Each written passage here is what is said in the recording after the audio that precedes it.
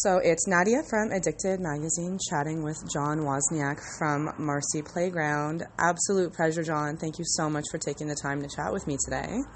Yeah, absolutely. Awesome. So you are currently in Ontario, here in Toronto, I guess. Right now I'm in Hamilton. Close enough, kind of.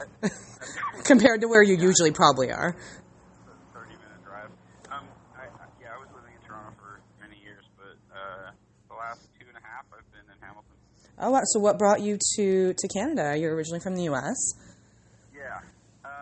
It was Stephen Drake from The Odds was producing a record for us, our second album, Shape Shifter. Nice. And Stephen and I we used to sit in the studio talking about gear and records and recording and the whole process of making records. And aside from making the album process take 3 times longer by having all those conversations, we also had one conversation. Like he was telling me about a recording studio in Vancouver called Mushroom Studios, which was they had been trying to sell it for about 2 years. Yeah. And if they didn't find a buyer, they were going to have to sell it, and it would probably turn into condos. So I got a little curious about it, and one day I asked him some more about it, and he told me that Heart and Led Zeppelin and BTO and Chilliwack and Jerry Set and all these great records Had been made there. Had been done there. And within like an hour, I had called the guy who owned it, Charlie Richmond, and started conversations about buying it. And within a couple of weeks, I bought it, and that was in 1999. And you've been an honorary Canadian ever since. Yeah, ever since. But 2001, I moved here permanently. So that's fantastic. Well, welcome to north of the border. We're happy to have you. We'll send a couple of Canadians that we don't like that much down there. I'm kidding. We love all Canadians. That's how Canadians are. So, I mean, you've been making music for a long time, which is amazing. We can't have this interview without touching on the big hit that everyone will know you for, Sex and Candy, Marcy Playground. The biggest earworm, I would say, of my life. You can't hear that song without it being in your head for ages, which is a good thing because it's a great tune. So, I guess kind of tell me what it was like to make that album, to make a hit that's been literally, like, it's timeless at this point. What, as a musician, what was that like for you? It was a song that had been kicking around for maybe about 3 years when I recorded it with you guys. And I think when you write a song and it's been in your repertoire for that long, you sort of lose perspective on whether or not it's worth putting on a record. But at least I did. And I had really great response from everybody when I played it, and everybody loved the song. But at the time, I had a bunch of new songs. Of course, newer is better. Yes. Right? So we were in there, we were recording all these songs, and we laid down Sex and Candy. I don't think we did more than like 5 takes of the song. Right. We got one that we really liked. And I think it was probably like maybe the last couple days in the studio, we were figuring out which songs to cut because we ended up having about 23 songs. And I was completely convinced that was the song that you should cut. We should cut to be that. And I remember saying that, and Kenny Joya, who's the engineer, who's a really, typically quiet guy, just stood up in his chair and he's like, no! Wow. No, that is my favorite song. You cannot cut that. He's like, that's the best song.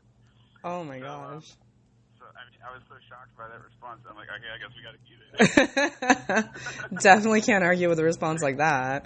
Yeah, he was so adamant. It was great. I kind of owe my success to Kenny. I was going to say, I hope you bought him at least one drink after that. Well, we sent him a double platinum album. That's fantastic. And isn't it funny how kind of that's the way, like fate is so funny that way. You would never have really thought at the time. And, look where we are now. Yeah. So. Well, it also sort of it taught me the lesson that you can rely, work with people in the studio that you can rely on their opinion. You know what I mean? Because, oh yeah, for sure. you can lose perspective in that environment because it's like being in a submarine. You get submerged in that environment for 13, 14 hours a day, and lose perspective. So if you have people in there that can keep you on track and make better choices, yeah. Well, it's like, to your point, you've lost perspective. You were saying that the song had been one that was kicking around and, you've had new, fresh, more exciting stuff. So, it's the people that, like a fresh pair of eyes, a fresh set of ears, someone who can really kind of give you a shake and say, no, this is the direction you need to go in. Yeah, and you got to set your ego aside. Yeah. A little bit in that process as well. Oh, I can only imagine. Yeah. Rock stars having to set their egos aside? Like, is that even allowed? Is that a thing? I don't think they let that happen. You get your rock star pass taken away from you. Yeah. Well, and speaking of Sex and Candy as well, the song, not the two different things that people also enjoy, you guys are putting it out on vinyl for the first time ever for Record Store Day this year. That's pretty cool. Yes, it's shocking, actually, that we've been doing this. My band's been doing this we've been together now for 23 years. Mm-hmm. And never had a vinyl, ever. Well, I think part of that is also the era that you came up in. I mean, me being a huge grunge music fan, I was born in 1980, grew up in the 90s, and, now that vinyl was big in our parents' day, but back in those days, CDs were king, so people never really, and cassettes, and people never really thought, to make vinyl because that was an outdated technology. And I don't think anyone ever, envisioned that vinyl would make such a resurgence with this kind of new generation of music lovers. So it's kind of that weird, almost dead zone for vinyl where if there are records out there, they're worth tons of money. And if there aren't, there's a huge demand to put them out on vinyl. So you guys are coming in at the exact right time. I'll be lining up on Record Store Day for that one for sure. Yeah, I can, see my record collection from when I was a kid, in my memories. My brother has them all now. That's nice of you. Yeah, well, I didn't give them to him. He took them. Sounds about right. They were asking for him back. He's like, no. Fair enough. Really? You can have him back? Nope.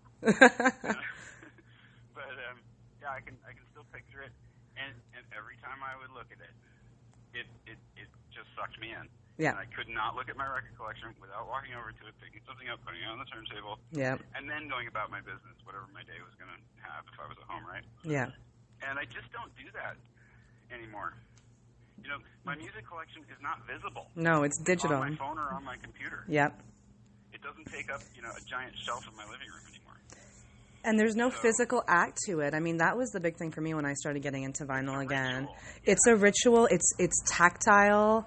It's, it's immersive. And the other thing about it, too, is that, with an MP3 collection or, Spotify or whatever means people are using to play their digital music now, you just throw it on and walk away, and you can even just tune it out. You don't even realize the music is playing. But the second, at least for me, when that silence fills the room because that record's done, you perk right up. You're like, oh, got to get up, turn the record over, pick something else up. So now, you guys are going to be a part of that, which is awesome. Exactly. It's engaging. Yeah. And I think that's the thing that a lot of the, I hate to sound like an old fuddy-duddy, but, the youth of today, they never had the chance to, those pesky kids, they didn't get that same musical experience. Like, on the one hand, it's a lot simpler. You literally, hear a song on the radio, put your SoundHound on, and you can find out exactly what it is, or, just download a bunch of MP3s, make your own compilation. But they didn't have that, go to a record store, line up for a CD the first day that it got released, or, save your pennies to buy that CD of that song you can't get out of your head, like Sex and Candy. But then you get the whole album and you discover all this amazing music. And I think that that's what vinyl is doing again today. But that's the big difference, I feel like, with the kind of, 90s musical experience, especially growing up as a teenager versus, the kind of 2010s and 20s music experience that people are having now. You can buy your music piecemeal and you never have to know what other songs were on an album. Yeah. Which is tragic to me.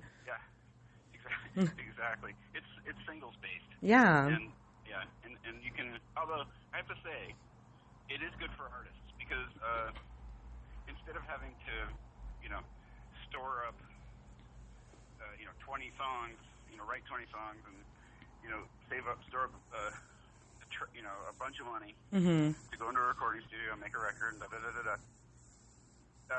you could just record one song And put it out there. put a song out, a month or every month or every 2 months or whatever, and by the end of a year have a record or an EP that's already been selling, but it's been selling piecemeal. So I mean, That makes a lot of done sense. that. I've never thought about it that way.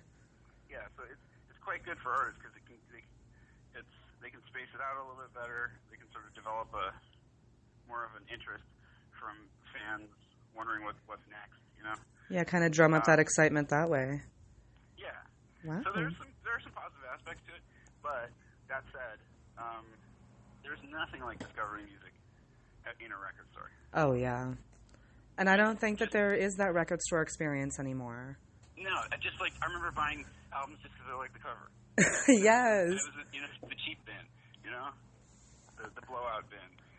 But I'd heard the name of the band, or whatever, and I really liked the cover. And you were like, and that's enough.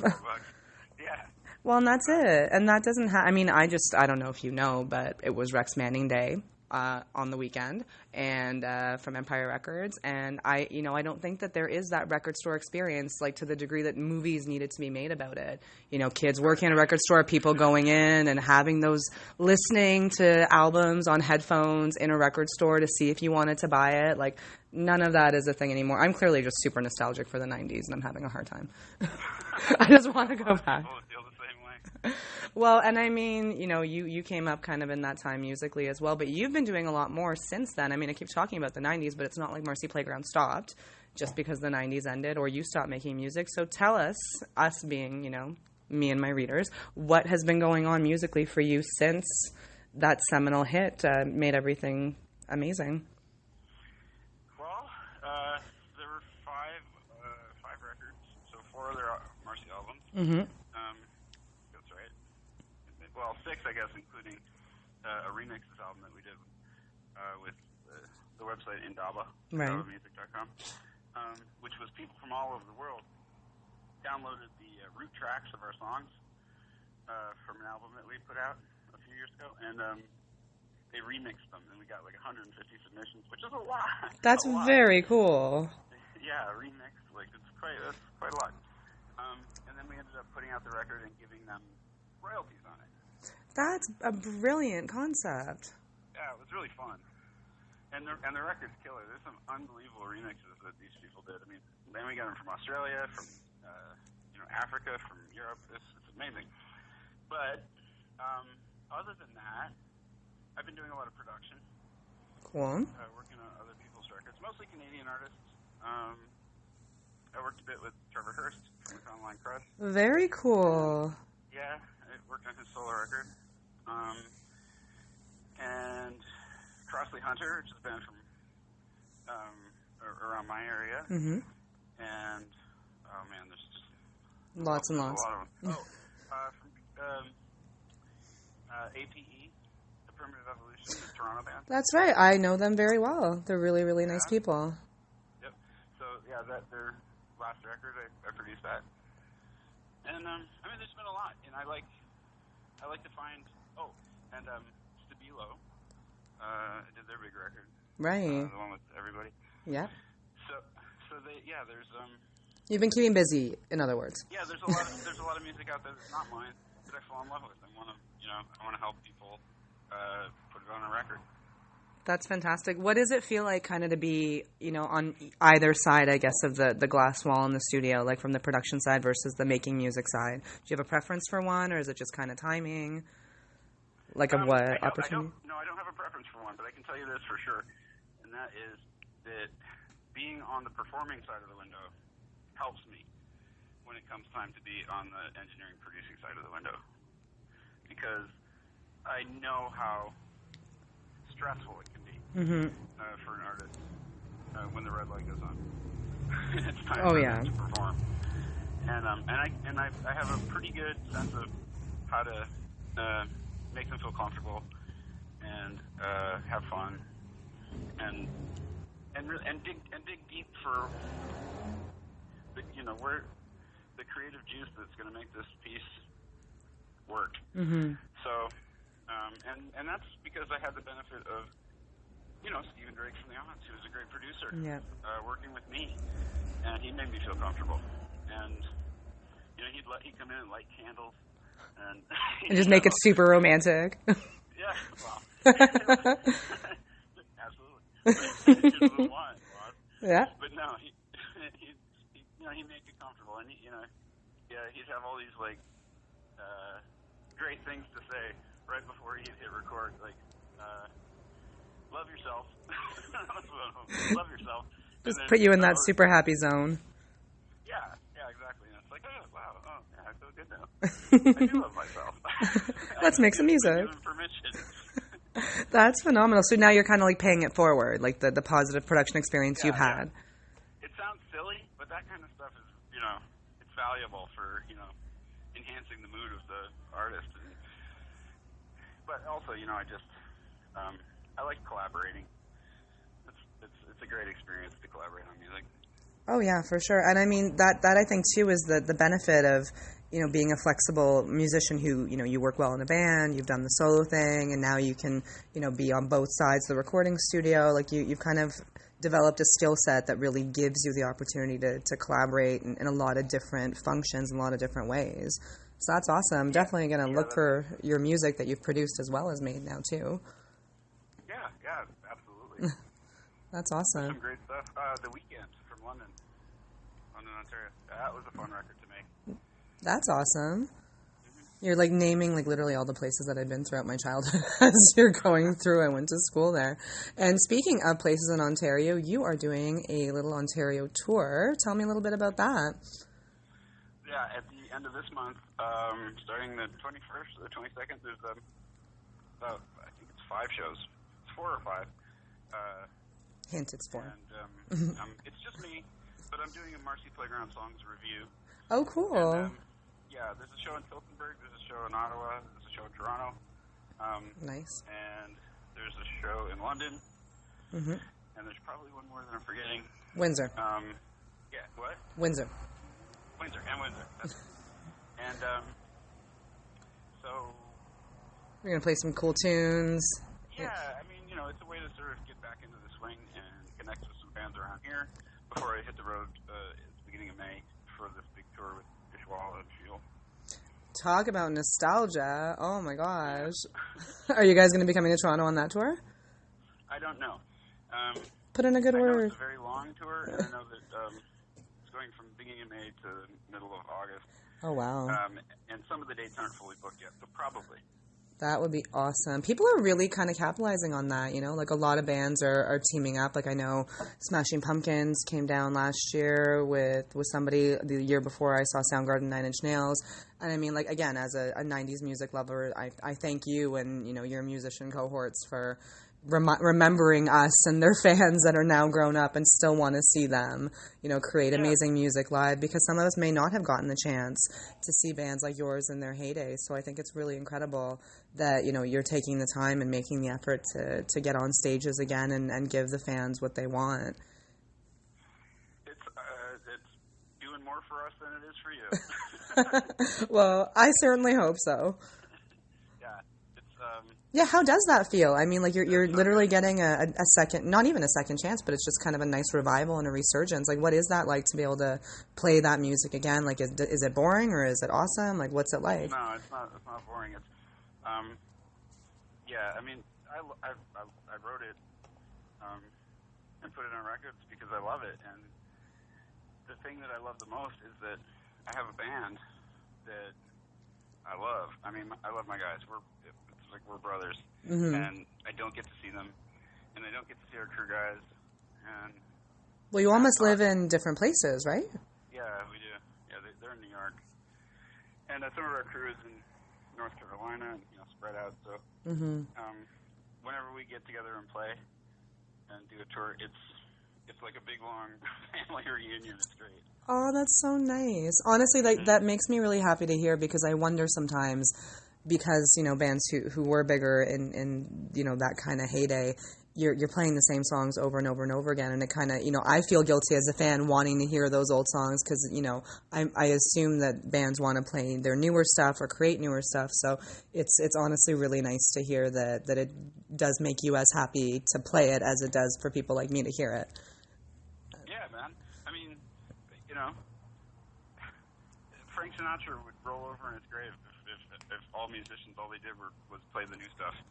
Oh my! You know what I mean? So would their fans. Yeah, like you have to play the stuff that brings people together. I mean, yeah, that's the whole point of music, really, isn't it? I mean, it brings people together and it's a shared experience. Well, that's exactly it, and that's why we're here today, and that's why we're so excited about seeing you guys come. Well, seeing you especially, and fingers crossed you come with the whole band and come through again. Anything or can we expect new music? Actually, speaking of new music from Marcy Playground. Definitely. Awesome. Yeah, absolutely. I'm going to be writing and recording a solo record, but there, of course, is always going to be time for the band, and it just matters.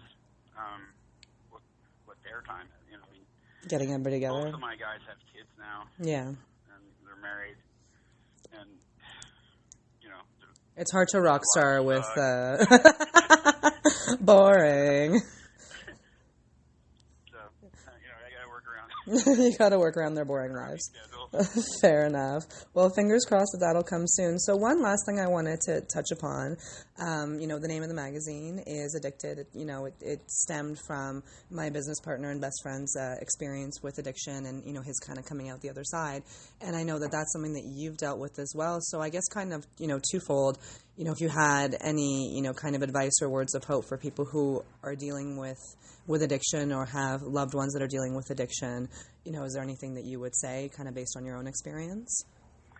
Too much that I would say, but I mean, I would say find a 12-step program, get a home group, and get a sponsor. I mean, get help. At the end of the day, I had to do that, and and I had to get honest with myself. Yeah. And that's probably the hardest thing in recovery is to just start surrendering to the truth of the matter. And that, when people have been telling you, they've been my bass player Dylan for years. Mm-hmm. He was telling me the truth. Yeah. Woz, you're drinking too much. Yeah. Woz, da da da da da. Mm-hmm. You're missing this, you're missing that. And all I heard was, you can't do what you want, John. Yeah. That's all I heard. You can't do what you want. Because I was self-centered to the extreme. Well, addiction will do that to you too. Yes, it will. Yeah. And so I was mired in anxiety and fear and just all this crazy thinking and obsessive thinking. Mm-hmm. I didn't know what was going on. And that's the funniest thing because people have been telling me the whole time what was going on. Yeah. But I couldn't hear it. Well, and you were the one who was in it, and that's sometimes, having watched someone go through addiction, when they're deep in it, they need to find themselves in that spot to be able to hear what's going on because they're blinded by everything. Of some kind. Yeah, for sure. And have an existential crisis that drives you into the rooms, And I did. Yeah. But I had to beat myself up with it. Mm-hmm. My life had to really be messed up, and it was. For you to realize. I'm thankful for that. Yeah. At the end of the day, it's through finding recovery. I have a whole new set of friends and a better life, and my worst days in recovery are better than my best days out there using and drinking. And I think that's the key. And I mean, with our story, that's, with the addicted story, it's the exact same thing. It's, the reason why the magazine exists is because, he had to hit that bottom and, we had to come back together as friends and find that positivity out of it.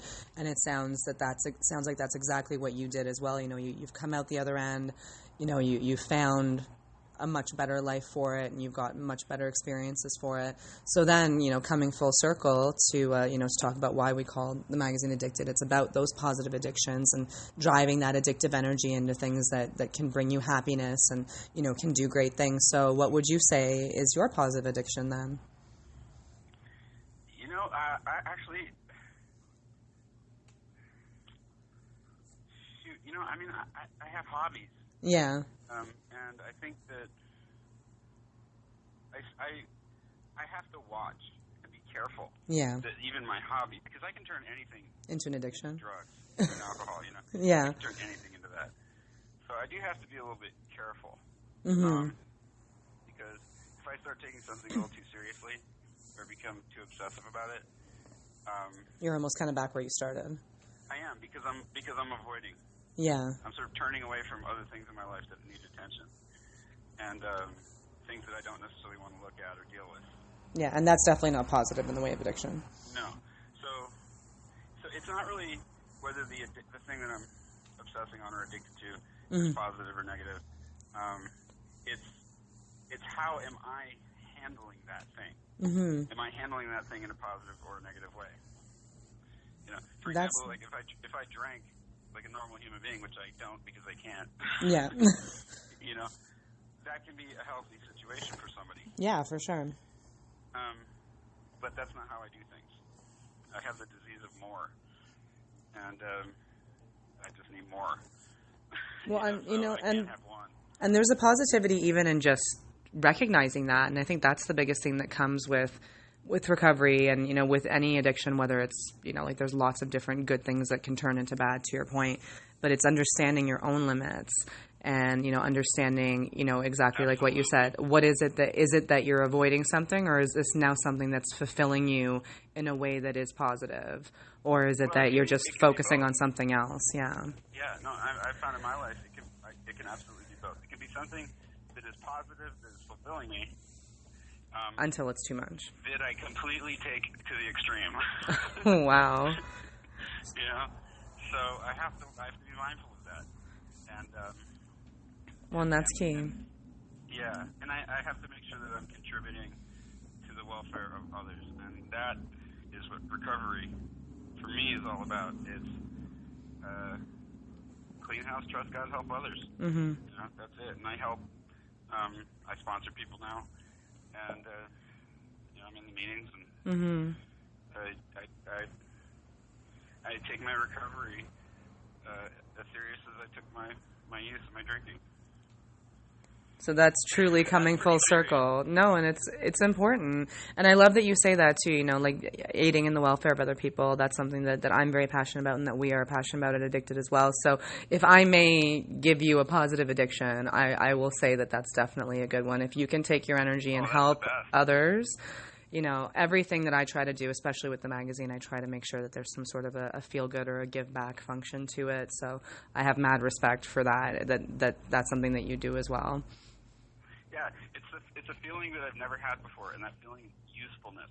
Yeah. Never had that before recovery. Never felt useful to somebody. Even though you probably were. Might have been. Yeah. But I couldn't connect with it. Yeah. Because it was selfish. I was selfish. Yeah. A selfish person.